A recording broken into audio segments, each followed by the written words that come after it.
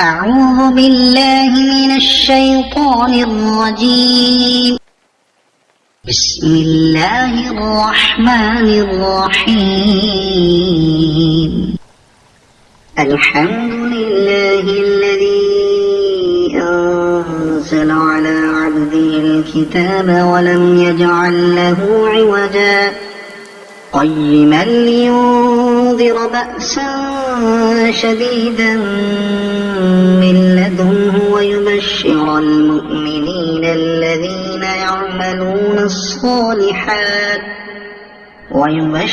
المؤمنين الذين يعملون الصالحات أن لهم أجرا حسنا ماكثين فيه أبدا وينذر الذين قالوا اتخذ الله ولدا ما لهم به من علم ولا لآبائهم كبرت كلمة تخرج من أفواههم إن يقولون إلا كذبا فلعلك باخع نفسك على آثارهم إن لم يؤمنوا بهذا الحديث أسفا إنا جعلنا ما على الأرض زينة لها لنبلوهم أيهم أحسن عملا وإنا لجاعلون ما عليها صعيدا جرزا أم حسبت أن أصحاب الكهف والرقيم كانوا من آياتنا عجبا إذ أوى الفتية إلى الكهف فقالوا ربنا آتنا من لدنك رحمة وهيئ لنا من أمرنا رشدا فضربنا على آذانهم في الكهف سنين عددا ثم بعثناهم لنعلم أي الحزبين أحصى لما لبثوا أمدا نحن نقص عليك نبأهم بالحق إنهم فتية آمنوا بربهم وزدناهم هدى وربطنا على قلوبهم إذ قاموا فقالوا ربنا رب السماوات والأرض لن ندعو من دونه إلها لقد قلنا إذا شططا هؤلاء قومنا اتخذوا من دونه آلهة لولا يأتون عليهم بسلطان بين فمن أظلم ممن افترى على الله كذبا وإذ اعتزلتموهم وما يعبدون إلا الله فأووا إلى الكهف ينشر لكم ربكم من رحمته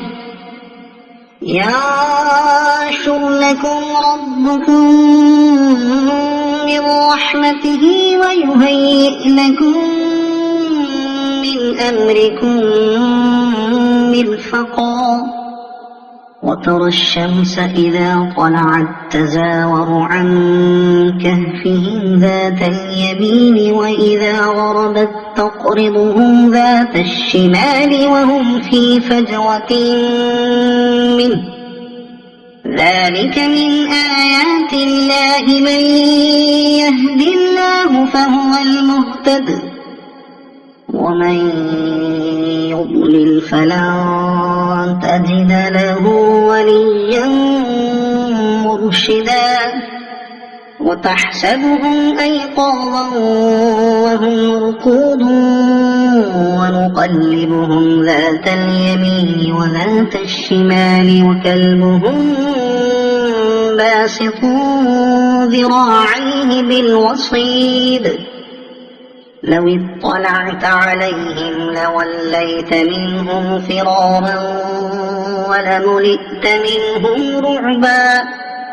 وكذلك بعثناهم ليتساءلوا بينهم قال قائل منهم كم لبثتم قالوا لبثنا يوما أو بعض يوم قالوا ربكم أعلم بما لبثتم فابعثوا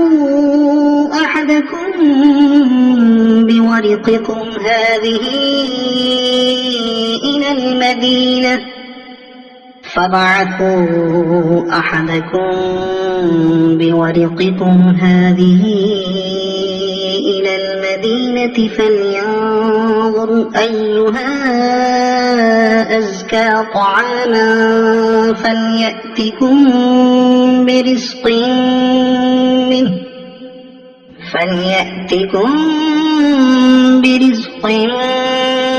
منه وليتلطف ولا يشعرن بكم أحدا إنهم إن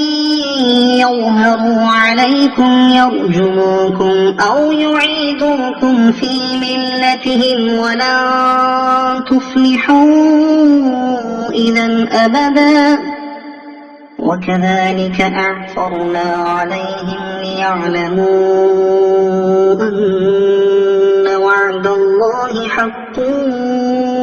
وأن الساعة لا ريب فيها إذ يتنازعون بينهم أمرهم فقالوا بنوا عليهم بنيانا ربهم أعلم بهم قال الذين غلبوا على أمرهم لنتخذن عليهم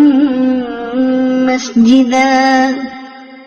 سيقولون ثلاثة رابعهم كلبهم ويقولون خمسة سادسهم كلبهم رجما بالغيب ويقولون سبعة وثامنهم كلبهم قل ربي أعلم بعدتهم ما يعلمهم إلا قليل فلا تمار فيهم إلا مراء ظاهرا ولا تستفت فيهم منهم أحدا ولا تقولن لشيء إني فاعل ذلك غدا إلا أن يشاء الله واذكر ربك إذا نسيت وقل عسى أن يهديني ربي لأقرب من هذا رشدا ولبثوا في كهفهم 300 سنين وازدادوا 9 قل الله أعلم بما لبثوا له غيب السماوات والأرض أبصر به وأسمع ما لهم من دونه من ولي ولا يشرك في حكمه أحدا واتل ما أوحي إليك من كتاب ربك لا مبدل لكلماته ولن تجد من دونه ملتحدا واصبر نفسك مع الذين يدعون ربهم بالغداة والعشي يريدون وجهه ولا تعد عيناك عنهم تريد زينة الحياة الدنيا ولا تطع من أغفلنا قلبه عن ذكرنا واتبع هواه وكان أمره فرطا وقل الحق من ربكم فمن شاء فليؤمن ومن شاء فليكفر إنا أعتدنا للظالمين نارا أحاط بهم سرادقها وإن يستغيثوا يغاثوا بماء كالمهل يشوي الوجوه بئس الشراب وساءت مرتفقا إن الذين آمنوا وعملوا الصالحات إنا لا نضيع أجر من أحسن عملا أولئك لهم جنات عدن تجري من تحتهم الأنهار يحلون فيها من أساور من ذهب ويلبسون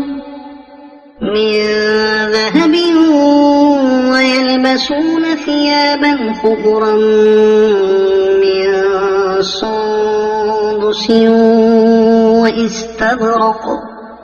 من سندس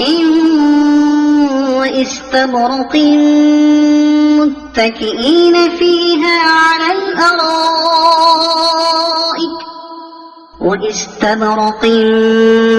متكئين فيها على الأرائك نعم الثواب وحسنت مرتفقا واضرب لهم مثل الرجلين جعلنا لأحدهما جنتين من أعناب وحففناهما بنخل وجعلنا بينهما زرعا كلتا الجنتين آتت أكلها ولم تظلم منه شيئا وفجرنا خلالهما نهرا وكان له ثمر فقال لصاحبه وهو يحاوره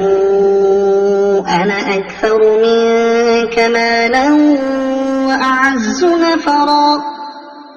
ودخل جنته وهو ظالم لنفسه قال ما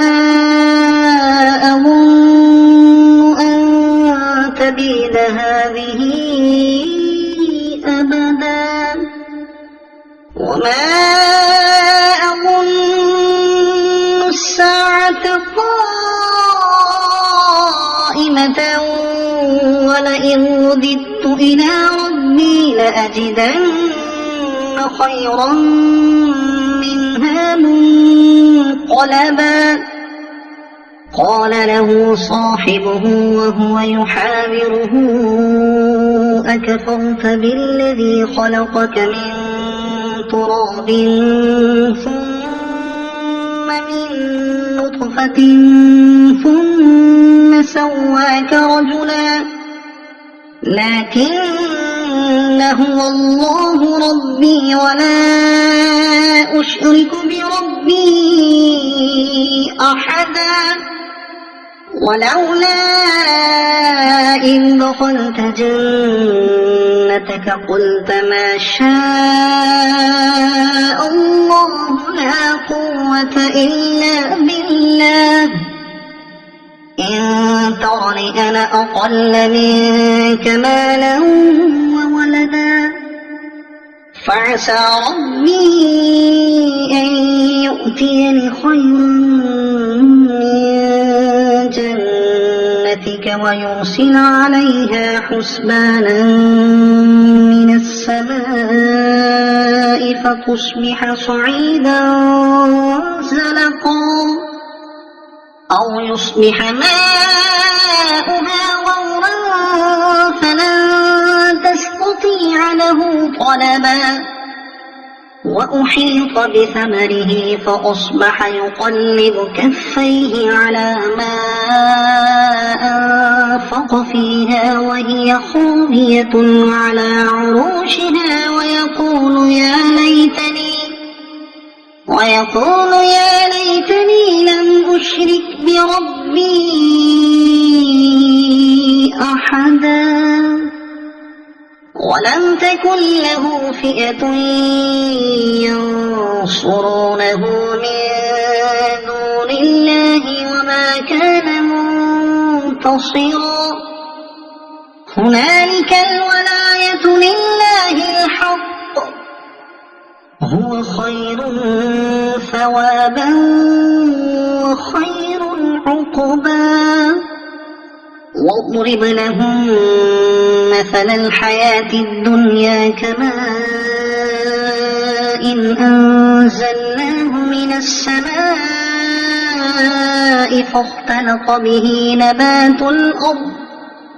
فاختلط به نبات الأرض فأصبح هشيما تذروه الرياح وكان الله على كل شيء مقتدرا المال والبنون زينة الحياة الدنيا والباقيات الصالحات خير عند ربك ثوابا وخير أملا ويوم نسير الجبال وترى الأرض بارزة وحشرناهم فلم نغادر منهم أحدا وعرضوا على ربك صفا لقد جئتمونا كما خلقناكم أول مرة بل زعمتم أن لن نجعل لكم موعدا ووضع الكتاب فترى المجرمين مشفقين مما فيه ويقولون يا ويلتنا ما لهذا الكتاب لا يغادر صغيرة ولا كبيرة إلا أحصاها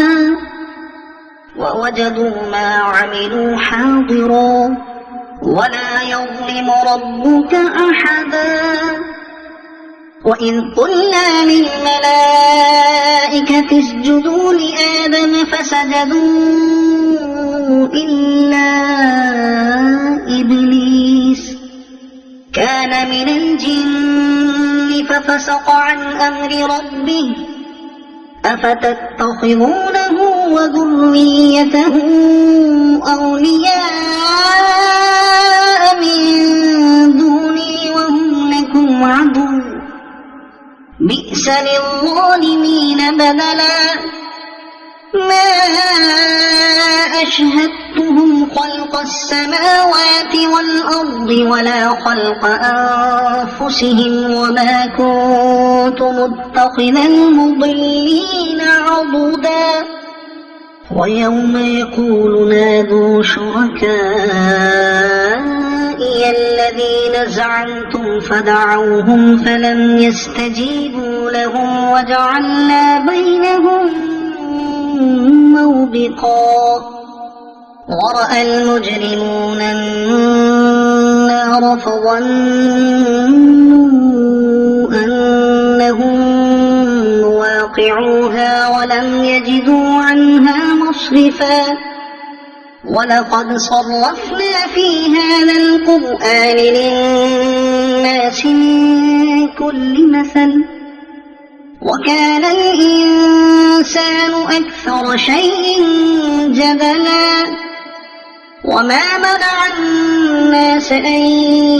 يؤمنوا إذ جاءهم الهدى ويستغفروا ربهم إلا أن تأتيهم سنة الأولين إلا أن تأتيهم سنة الأولين أو يأتيهم العذاب قبلا وما نرسل المرسلين إلا مبشرين ومنذرين ويجادل الذين كفروا بالباطل ليدحضوا به الحق واتخذوا آياتي وما أنذروا هزوا ومن أظلم ممن ذكر بآيات ربه فأعرض عنها ونسي ما قدمت يداه إنا جعلنا على قلوبهم أكنة أن يفقهوه وفي آذانهم وقرا وإن تدعهم إلى الهدى فلن يهتدوا إذا أبدا وربك الغفور ذو الرحمة لو يؤاخذهم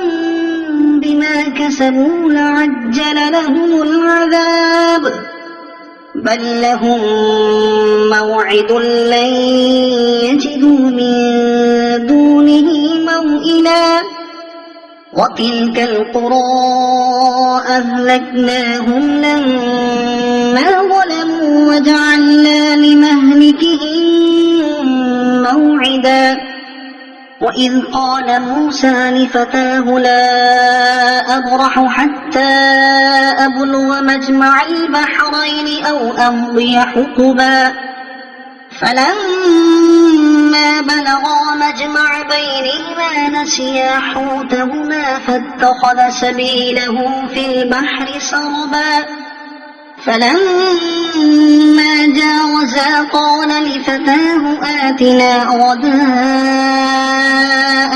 لقد لقينا من سفرنا هذا نصبا قال أرأيت إذ أوينا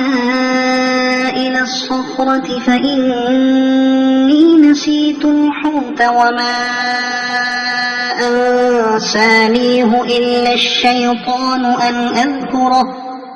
واتخذ سبيله في البحر عجبا قال ذلك ما كنا نبغي فارتدا على آثارهما قصصا فوجدا عبدا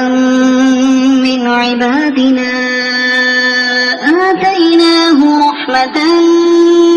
من عندنا وعلمناه من لدنا علما قال له موسى هل أتبعك على أن تعلمني مما علمت رشدا قال إنك لن تستطيع معي صبرا وكيف تصبر على ما لم تحط به خبرا قال ستجدني إن شاء الله صابرا ولا أعصي لك أمرا قال فإن اتبعتني فلا تسألني عن شيء حتى أحدث لك منه ذكرا فانطلقا حتى إذا ركبا في السفينة خرقها قال أخرقتها لتغرق أهلها لقد جئت شيئا إمرا قال ألم أقل إنك لن تستطيع معي صبرا قال لا تؤاخذني بما نسيت ولا ترهقني من أمري عسرا فانطلقا حتى إذا لقيا غلاما فقتله قال أقتلت نفسا زكية بغير نفس لقد جئت شيئا نكرا قال ألم أقل لك إنك لن تستطيع معي صبرا قال إن سألتك عن شيء بعدها فلا تصاحبني قد بلغت من لدني عذرا فانطلقا حتى إذا أتيا أهل قرية استطعما أهلها فأبوا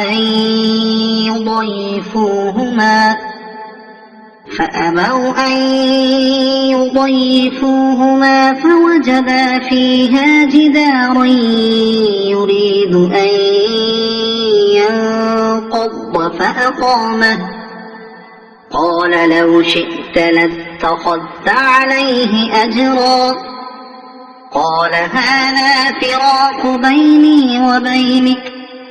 سأنبئك بتأويل ما لم تستطع عليه صبرا أما السفينة فكانت لمساكين يعملون في البحر فأردت أن أعيبها وكان وراءهم ملك يأخذ كل سفينة غصبا وأما الغلام فكان أبواه مؤمنين فخشينا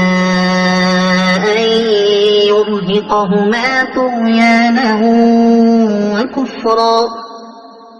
فأردنا أن يبدلهما ربهما خيرا منه زكاة وأقرب رحما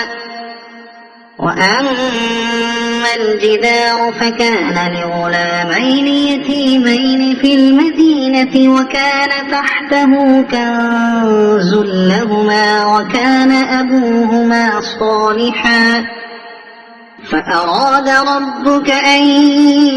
يبلغا أشدهما ويستخرجا كنزهما رحمة من ربك وما فعلته عن أمري ذلك تأويل ما لم تسطع عليه صبرا ويسألونك عن ذي القرنين قل سأتلو عليكم منه ذكرا إنا مكنا له في الأرض وآتيناه من كل شيء سببا فأتبع سببا إنا مكنا له في الأرض وآتيناه من كل شيء سببا فأتبع سببا حتى إذا بلغ مغرب الشمس وجدها تغرب في عين حمئة ووجد عندها قوما قلنا يا ذا القرنين إما أن تعذب وإما أن تتخذ فيهم حسنا قال أما من ظلم فسوف نعذبه ثم يرد إلى ربه فيعذبه عذابا نكرا وأما من آمن وعمل صالحا فله جزاء الحسنى وسنقول له من أمرنا يسرا ثم أتبع سببا حتى إذا بلغ مطلع الشمس وجدها تطلع على قوم لم نجعل لهم من دونها سترا كذلك وقد أحطنا بما لديه خبرا ثم أتبع سببا حتى إذا بلغ بين السدين وجد من دونهما قوما لا يكادون يفقهون قولا قالوا يا ذا القرنين إن يأجوج ومأجوج مفسدون في الأرض فهل نجعل لك خرجا على أن تجعل بيننا وبينهم سدا قال ما مكني فيه ربي خير فأعينوني بقوة أجعل بينكم وبينهم ردما آتوني زبر الحديد حتى إذا ساوى بين الصدفين قال انفخوا حتى إذا جعله نارا قال آتوني أفرغ عليه قطرا فما استطاعوا أن يظهروه وما استطاعوا له نقبا قال هذا رحمة من ربي فإذا جاء وعد ربي جعله دكاء وكان وعد ربي حقا وتركنا بعضهم يومئذ يموج في بعض ونفخ في الصور فجمعناهم جمعا وعرضنا جهنم يومئذ للكافرين عرضا الذين كانت أعينهم في غطاء عن ذكري وكانوا لا يستطيعون سمعا أفحسب الذين كفروا أن يتخذوا عبادي من دوني أولياء إنا أعتدنا جهنم للكافرين نزلا قل هل ننبئكم بالأخسرين أعمالا الذين ضل سعيهم في الحياة الدنيا وهم يحسبون أنهم يحسنون صنعا أولئك الذين كفروا بآيات ربهم ولقائه فحبطت أعمالهم فلا نقيم لهم يوم القيامة وزنا ذلك جزاؤهم جهنم بما كفروا واتخذوا آياتي ورسلي هزوا إن الذين آمنوا وعملوا الصالحات كانت لهم جنات الفردوس نزلا خالدين فيها لا يبغون عنها حولا قل لو كان البحر مدادا لكلمات ربي لنفذ البحر قبل أن تنفذ كلمات ربي ولو جئنا بمثله مددا قل إنما بشر مثلكم يوحى إلي أنما إلهكم إله واحد فمن كان يرجو لقاء ربه فليعمل عملا صالحا ولا يشرك بعبادة ربه أحدا. صدق الله.